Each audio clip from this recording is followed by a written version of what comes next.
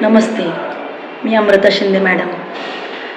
सर्वांचे प्रथम आभार ज्यांनी माझं चॅनल एवढं पुढे नेण्यासाठी मदत केली. त्याचबरोबर थोडी दिलगिरी, कारण रोजच्या व्हिडिओमध्ये थोडासा खंड पडलेला आहे. आज आपण बघणार आहोत मराठी भाषा अभिजात भाषा. आपल्या मराठी भाषेला अभिजात भाषा म्हणून दर्जा मिळालेला आहे. मग प्रश्न पडतो, अभिजात भाषा म्हणजे काय? मग लक्षात ठेवा, साध्या सोप्या भाषेमध्ये अभिजात भाषा म्हणजे अशी भाषा की जी खूप वर्षापासून आपण वापरात आणतो आणि ती मध्येच कुठं तुटलेली नाही आहे किंवा बंद पडलेली नाही आहे. हजारो वर्षापूर्वीपासून आपण मराठी भाषेचा वापर करतो, लिखाण करतो.